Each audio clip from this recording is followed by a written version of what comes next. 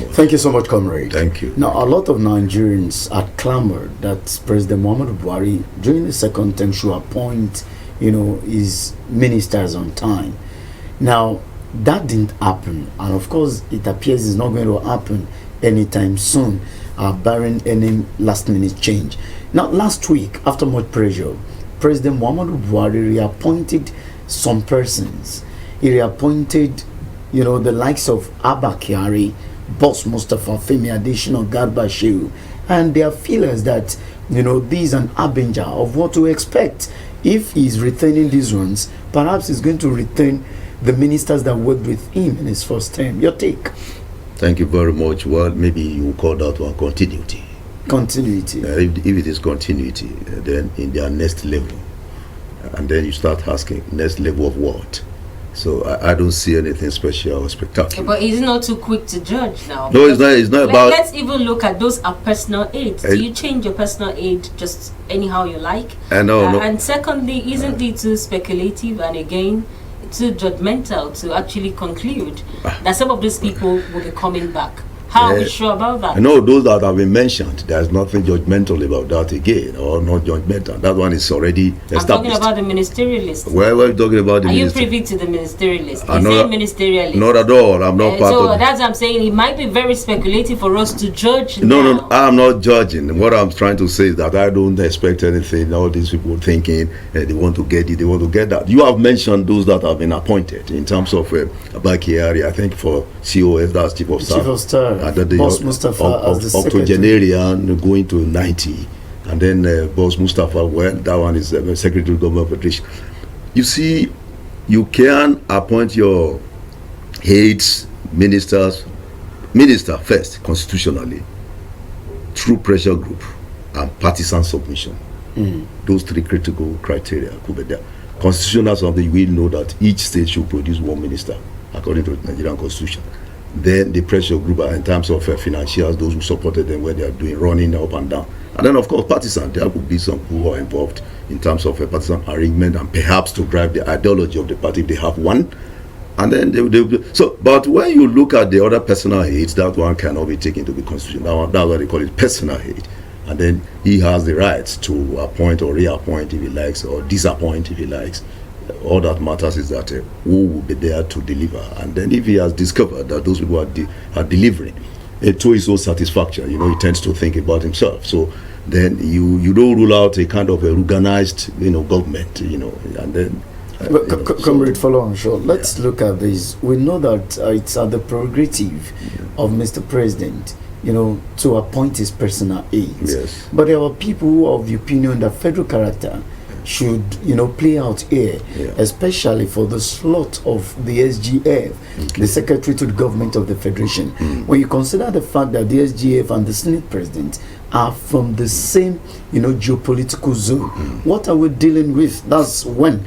Then second, you look at the fact that what happened in 2015 is about repeating itself. Yes. The Senate will be going on recess, yes, and Mr. President dare not appoint ministers. Yes. He dare not assign portfolios to them without consideration from the Senate. Yes. And now these people will be embarking on 8-week recess, yes, and it does not appear the list is ready.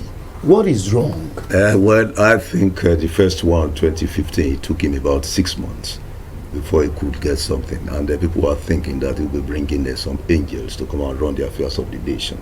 We turn out to be those that would be bundle of disappointment according to some school of thought, which that one can be debatable. So I don't see, and people will be talking about the president as Papa go slow.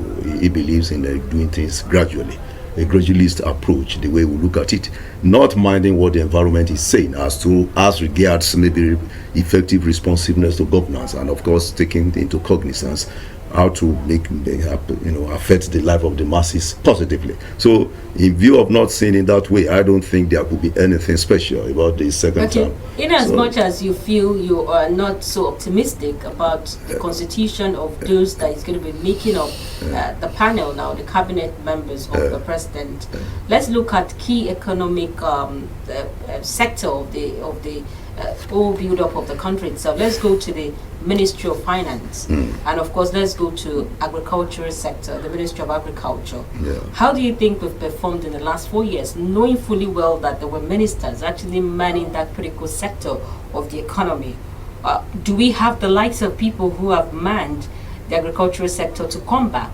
Or we have the person who has manned, let's say, Ministry of Finance should come back again? What do you think? Well, thank you very much. As regards, let's look at the agricultural sector, because that agriculture and some other things will bring about the job that the Ministry of Finance will be doing. So when you look at maybe Chief Audu Obe, who is gone, I don't know whether it's going to be returned, but some of the issues raised concerning his ministry is still what is going on concerning this issue of Ruga or no Ruga. And then the other will be livestock thing, maybe national livestock, something agreed on, being parried and now being looking into the area of Ruga, which is another critical area that, I mean, that one can create. It has been generating a lot of whoos and cries. So, and they told us that they've been able to produce rice in their 4 years something. And as a result of that, they were able to ban rice importation, maybe at least selectively. And then we've had maybe more than $638 billion have been spent on some groups being imported. And then now that they are producing it locally, they have been able to. What are we learning from all of this? Well, what we are learning is that at times some things will be said. By the time you marry the thing with social realities, you discover a kind of a differential. Now let's see. You won't be able to see anything to justify that. Let's look position. at it. A lot of people are mounting pressure on Mr. President to appoint his cabinet on time, his ministers and all that. Now they are referring to what happened in 2015, saying that economy was badly affected, as it were. What's the correlation between quick appointment of ministers and the viability of the economy? It may not necessarily have anything to do. I think competence and performance should be looked into in appointment. Then it depends on the thinking of the president and even the political party. If you are ideologically sound, why will you be delaying all this time? All you need to do as political party is to call the president, look at this area, then you table your ideology in terms of what is the ideology on security, what's the ideology of the party on economy. Is the party going towards what they call leftist or neoliberal economy? You think everything is muddled up. That's why the man is just doing whatever he likes. So you think it's muddled up. You think his political party is not playing its role? It's not playing the role as expected, or perhaps is deliberately ignoring what they are doing. If you look at the manifesto of APC, there you can see something that can be picked there. Pickable things are there, but he gets there. He's not doing things the way they've mentioned so many things, but they are not implementing any. Accepting the social investment or whatever. Is it about the political party now? It is the political party that produces the president, and then the political party in this age must have ideology that is driving all sectors of the economy. That is what they call good partisanship, but they are not doing that one here. Are you not giving the political parties too much to do? No, it's not a question. Discretion of the president here. Doesn't he have advisors? Are we saying, as a matter of fact, that the National Assembly too should keep mute as to who becomes? Should it just be about the political party, the president? What I'm saying is this: if a political party is driving well, even if you go to America, where you don't talk about this pure ideological something like informal Soviet Union, you still see Democratic Party having certain thing tending towards the masses and taxation. You see the Republican tending towards all these property class and so. You have clear them, and the moment you announce that you have won election and you are heading towards a forming government, 2-3 days your ministerial list will be on ground. These people are there always. What is their problem? Mr. Folorunso, let's look now. Let's talk about an ideal society now. Yes. Because I think I understand what you're talking about. You are saying that political parties in Nigeria don't play their role, such that when a president is elected into office, it becomes a superpower. He's a dictator. How is it expected to play out? What are the processes? After winning an election, into the formation of a cabinet. Right. What is the ideal thing? What should be done is this. First of all, if you are going to go to run for any office, first of all, you are an aspirant. You move to candidacy. After candidacy, if you have won the election, you become a public servant. After that public servant, then you are no longer belonging to anything, as to maybe taking side, whatever, because those are the 3 stages that you will go through, and then 2 things will come again. When you leave campaigning, you go to governing. These people are just campaigning. They are not governing. We are still campaigning. They are campaigning. They will say, we have delivered the promises. What is my business about that one? There are some basic things that you need to meet, and then you compare that one to peer pressure and some other things going on in other countries. So they will not be talking about that thing. They will be mentioning something. Governing will be talking about the welfare of the people. Governing will be talking about the security of the people. Then you don't talk about it. Is the masses that will be saying, you mentioned so during your campaign, you have met it. But they will be comparing. They will be putting, what do they call it, billboards everywhere. They are starting something. They want to do this. I mean, I can't understand. They are wasting money, effort. Angel, let me come down to this issue.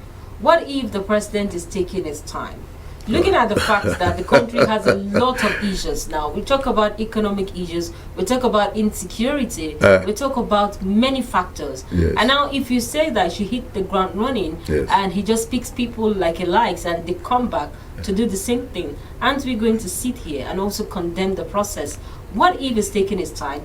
What if he needs to create more ministries, for instance, to actually tackle our immediate homegrown problems? Okay. What do you think? I mean, each president has his own style.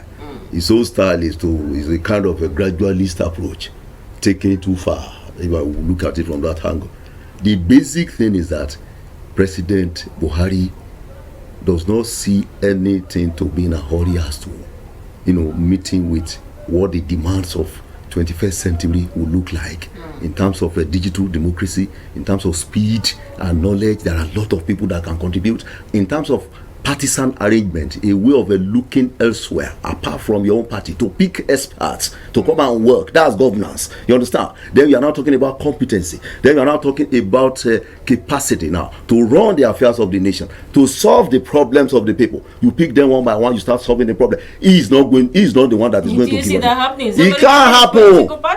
I'm going to another person. That is the problem. You know, why is a place of trust? When you say you have a cabinet member, these are people that you'll be able to relate with. These are people who share almost the same ideology with you. And now you're going to a different political party that has different ideology on what you share. How do you see that? No, what we are saying is some will say you talk about technocrats. Some will say even you can pick better people. When Bill Clinton was there, he even continued with Secretary somebody of another. That's the one carry over from Bush. And it's about the nation. It's about patriotic zeal to carry this nation to where it belongs. But in a situation whereby you bring in sentiments and primordial way of reasoning in this age, the nation is going nowhere. The chairman of the Progressive Governors Forum, Bagudu, the Kebbi State governor, addressed journalists after meeting with President Muhammadu Buhari about a fortnight ago. And he did say that, no, we don't have anything to do with who Mr. President appoints as minister or not. Should that be the case, what role should party? Is it solely the responsibility of the president to appoint a minister? That itself might be burdensome. Perhaps that is the reason why it's taking longer than necessary for Mr. President to come up with a list. That's why I said that you have a kind of a tripartite. You look at the constitutional requirement. Each state will still be having a kind of a slugging it out with the governor. The governor will be thinking that he is supposed to. Who produces the candidate from each of the states? Is it the governor of that state? Is it the political party at the state level? Pressure groups? Where you are talking about a partisan arrangement, you talk about so many things put together, potpourri of ideas. You see people coming together, you see intrigues, you see factions coming together. So anytime they are going for election, they will forget all those things and then they move so that to go and face the political foe on the other side.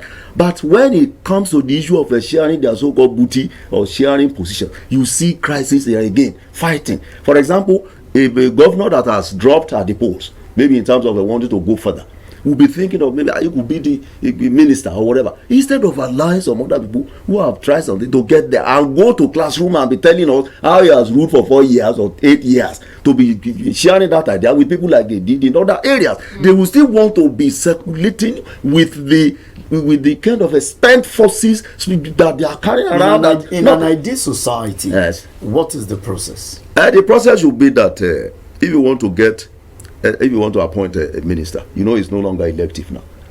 you first of all consider competence. You consider the ideology of the I party. mean at the state level now. Mr. President cannot know the competent and Okay, yes, okay. If it is at the state At the level, state level. at the state level, you consider the elder party elders, Okay. you know, and some financiers, and then the governor. But most of the time, the governor, they call the governor in presidential system the leader, which is not supposed to be. That's another crisis. There are moments. If it were if it were cabinet system of government or Westminster approach or parliamentary system like Britain, then the premier or the whatever is the leader. Since But this it's not. It's not. Since this is what plays out What it- in Nigeria today, It means should that- Mr. President now take the responsibility of all of these intrigues that is delaying his formation of a cabinet? And now the point is that he would have given them a kind of ultimatum, deadline. Before so at each state, constitutionally constitute a committee that will help you fish out people. You can read newspaper and pick minister. Okay, let's. Other newspaper, you Because pick minister through their write-ups. You actually talked about the structure of the personality of people making up the cabinet members. Yes. Where do we put politics of ethnicity now? And of course, the issue of my party man, my loyalist. Yes. Where do we put that politics? It's part of Are we it. going to shut our eyes against that? Ah. Are we saying that will not play out? All those Looking at how ingredients. rigorous our ethnicity is, we have diverse here, and of course you have your own interest. Yes. You could remember when Jonathan was there too. There was this issue of you're having the Niger Delta people even being a contractor it's for primordial. surveying, It's putting a surveillance on our pipeline itself was the major issue as to who gets what.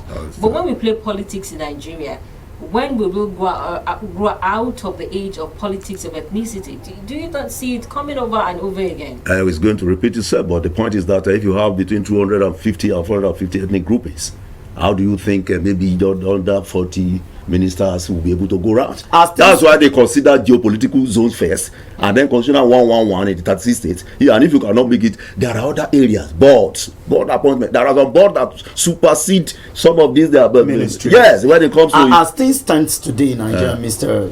Inje Folorunsho, who do you think will run the economy better? The political class or the technocrats? Because setting an agenda, so that Nigerians will not be disappointed when eventually the Mr. President comes up with his list. Now, considering the myriads of challenges, problems, or successes recorded so far, who do you think will run this economy better?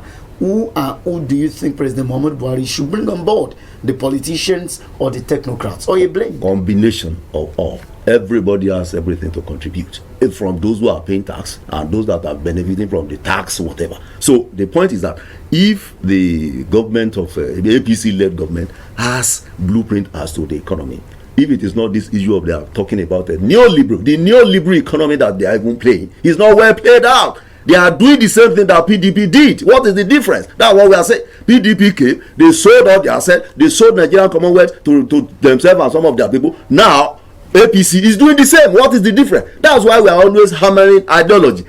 A progressive party should be talking about one, advancement of education, two, you restore the economy by way of getting things distributed. Not everything neoliberal, not everything market forces. I keep having issues when you mention political party. There are people making up this political party. Yes. Is it about the political party or the people, the personality making up the structure itself? Let's look at leadership in the country itself. Most of those that we have as our president, even governors, have been there before. Yes. They are back again. So what is really changing? How do you expect, for instance, for Nigerians to have drastic change as the case may be? They cannot with this set of human beings. They cannot. Where do they get the drastic whatever? If the president he doesn't have any straight ideology, his ideology is ruga, and then that type of thing is too rural, and if it is rural, then it's controversial. But Mr. Folorunsho, if Nigerians are not comfortable with the ideology or with the things, the promises made or projected by President Muhammadu Buhari and the APC before the election, they wouldn't have given him their votes. There's what they call rural idiocy or band idiocy. People will just go together, herd instinct. A goat will just stand and the rest will follow. They won't have a goat number one. Where are you going? You are saying Nigerians didn't know what they voted for. And those who voted, they know what they will face what they are voting for. These people have nothing to offer. Simple. It's not it's not yet that he said that one. It's not attacking anybody. Nothing to offer. The second time, next level to tyranny, next level to aimlessness, next level to nothingness, next level to ruga. Judgmental, because these are very strong words here. No, they are nothing strong about it. They know themselves. They said he said the next level is going to be tough. The president says he said it himself, which means there's no direction, there's no vision, nothing. Are we not too quick judging? There's nothing. I don't know about this quick judgment or not. Within 2 years, you should be able to tell us where you are going. First year, you round whatever, you assemble correct people there. From that first year, anything that you are going to do, look at this issue of the recession, the self-inflicted recession, which I don't believe in. If you are coming out of recession, look at the recession of the 1930s in America. Looking at the complexity of Nigeria. No, which complex are you talking about? Is it possible for somebody to come in for the first 2 years and do something? Which complexity are you talking about? When you have resources more than anybody in the world, more than any other state. These people cannot harness the resources. The moment you are getting out of recession, if there's anyone at all, the basic thing are there that you must do, like they did in America, and it worked, and it's going to work, but they don't do it. Mr. Folorunsho, before you go ahead, with refinery, are they working? This mono economy that you are running, electricity working? How will it work? How do you intend? How will it work? The man that invented electricity, it is left to you to tap into it. More than 100 years ago, you cannot tap into it. Go and bury that nation. I'm telling you. Now, Mr. Folorunsho, now we had former President Olusegun Obasanjo, when he was on seat, he went abroad. He brought some forces, I'm going to call them. He brought the likes of Obi Ezekwesili. He brought about the likes of experts. He brought experts. Yes. We had Jonathan, who went abroad and brought Femi Adesina, who is Akinwumi Adesina, who is actually doing well at the international level now. Now, but we have President Muhammadu Buhari, who in 2015, brought in former governors and all of that. And Nigerians are saying some of them performed abysmally. Yes. Now, this is next level, as Nigerians had been promised. Yes. Let's have a review of some who did well. Okay. Now, in the last dispensation of this administration, the last 4 years, talk about ministries. Let's look at sectors that you're going to give kudos to. And let's look at sectors that we need to improve on. Let's start with the Power Works and Housing Ministry. Would you fault the combination of these ministries? Yes, that you can fault that one, because bringing them together will make tasking somebody, putting a Superman there, who will end up not doing much. So you want Mr. President to unbundle? It can be broke. It's not about ministries. It's about what do you have to offer. If you like, you can create. There are some small nations that they have ministers more than us. Is that not the issue? The issue is that what type of people are you bringing together? What is the blueprint that you are tabling, and where are you going, so that the thing to be implemented? That's why I was asking you about the complexity of the nation itself, because we saw what Fashola did in Lagos State, for instance, and it was brought to man the power ministry. As what? As a lawyer, in the Ministry of Power. Given the fact that he has done something incredible in Lagos State, that kind of a man, manning that sector of the economy, wouldn't you have thought before he came on board that he would deliver in ensuring that Nigerians have electricity? It means there is more to it. How do we begin to address the systematic failure that we have itself? Because it appears that this is the major problem. There is a rot in the system, obviously, from what we're seeing. Right. And now, how do we now begin to address it, looking away from the fact that this is about Buhari? No, I'm not talking about. Being sentimental. No, I'm not talking about Buhari. But he is the head. But really, he is a man who came on board, and there were a lot of rot in the system already. Then how do you? Is there not rot again? What I'm saying, more and more rot. Is it possible to actually clean up this rot? How can we clean up the rot? To clean up this rot, you need a kind of a radical approach to this issue, and that one will take away ethnicity. When Nigeria was beating Cameroon the other time, the guy that gave us grace, he said Igalo. Did they look at his ethnic background when he was dribbling them and powering shot to the and these people that don't understand what they are doing in this century. If you get to football, you see all sort of human beings coming the best. Why shouldn't the best come for governance? Are you telling me that if they put you there, you won't be able to do something? What is the essence of education? These people, they have the agenda to bring this nation backward, for this nation to sink and stink. That's what they are doing. I am not saying Buhari is doing it, but the system is showing is bringing out all this type of thing, and it is not left for the government. It is an opportunity. 8 years will go, you people will not see anything, and then they will now become armchair critics post 8 years. Now that I don't waste optimism. Mr. Folorunsho, I don't waste my own optimism. Mr. Folorunsho, now let's look at how do we judge, competence here. Fashola was brought in to man the ministry. He became a super minister as it were. But just last week, President Muhammadu Buhari said, "Oh, Nigerians, my administration in the first term has not done well in terms of power provision, in terms of electricity generation, which itself is an indictment on Fashola." Yes. But Fashola as a governor was a superman in Lagos State. How do you judge competence? When you talk about government, at the state level, the type of the area is specialized can assist. Anybody can be governor once you have undergone. So if Fashola had been deployed to man the Ministry of Justice, or maybe something social or whatever, you will have performed better. But in that one, we said it in some of our discussions. If you recall, that it will be there. The technical aspect of that thing will be difficult for. So you are faulting Ngige coming on board, a medical doctor coming on board as the Minister of Labour. I know labor. I mean, in any spheres of human endeavor, you can find labor. Now, because I brought this up, because the organized labor will say, "Oh, we wouldn't blame the failure of this government because President Muhammadu Buhari gave us a medical doctor to come and undo negotiation." That is to tell you that if you have people with sociology background, people in history, people who can relate. Relationship matters in this issue of agitation. But you understand? In time past in this country, even under the military, government, they used to look at the academic world and bring out the best of all brains. Yes. Professor Tam David West is still there. Yes. Of course, Nigerians will not forget what he did in the Ministry of Petroleum. Yes. In ACE, there have been people like that. Yes. What is happening to Nigerian academic field today?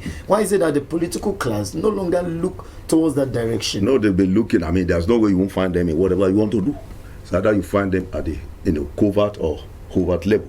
Some of them are doing this. No, the politicians Some of them are writing. No, some of them are the one writing papers, policy papers for them that you may not know outside. Some of them are the one, and they are writing academic thing out of touch with social realities. Don't forget that one. The fact that you are a professor does not qualify you to do well. Ogumefun from classroom to laboratory. Is that what they are talking? Is that what we are talking about? We are talking about people who are in touch with social realities. People who understand partisan politics with sound political communication that will be involved in the party affairs. You must know something about the party. You must know something about the ideology. You don't just come from nowhere. Being a member of that political party. You may not necessarily be, but people are having problem of reading. There are some you can put medical doctor at times in another ministry that is not even what do we call it? But he will have read in and out several things. Do they get time to read? In the darkness, there's no electricity, no nothing. No, people cannot read. They are not encouraged to read again because you are not in light. And then you see insecurity going more higher and higher as a result of a lack of light and some other things. Because once there is darkness, people may hide and be doing evil things. So all these things combined, they don't read. There is tension in the land. Everybody is either looking left, right, and center because of some other elements who are deviants, who are trying to create crisis. But if you don't know what to do, we will teach you lesson. That's what the deviants are saying, and that's what they are doing. So these are the issues that if you are not well read, that is versatility comes in when you are talking about ministerial appointment. It's not just I read economy, so I concentrate on economy. You must go around. We just have to let you go. Yeah, thank you very much. Words, really, what should be done? What should President Buhari be looking at this point in time? And how ready should the National Assembly be in terms of screening of these ministerial nominees if they come up? If you get correct initial. If the president presents his ministerial nominees, a good patriotic something, they say, okay, these are holiday, we want to push it off, and then affirm the thing, and then before we go. So what is special about that? What's your impression as you go? What's your impression about the Gbajabiamila Lawan ticket that will be supporting President Muhammadu Buhari from the legislative? It's not always like that. People think they can't. Nobody will be any rubber stamp anywhere. It's just a way of winning that position. If you support or you go through what they call rubber stamping, there is court of public opinion there. There is bar of public opinion to hammer the head of whoever is trying to mess up, and then the press will always be there to oversee, and then of course to criticize whatever they are doing. Thank you so Thank you much so much for your for coming. time. Thank you very much. Thank you so much, Angel Folorunso. Angel you. Folorunso is a public affairs analyst. We've been looking at, the appointment of ministers. Now, there have been a lot of reactions as to whether President Muhammadu Buhari will be bringing back those who have served with him during the first term. Bearing in mind that some persons won a reappointment in the likes of Abba Kyari, Boss Mustafa, and many others. Now, Nigerians are eagerly waiting, for the list that will be released by President Muhammadu Buhari. It's our expectation here that some of these suggestions that have been offered will be critically examined. We'll go on this short break. We'll be back shortly. Stay with us.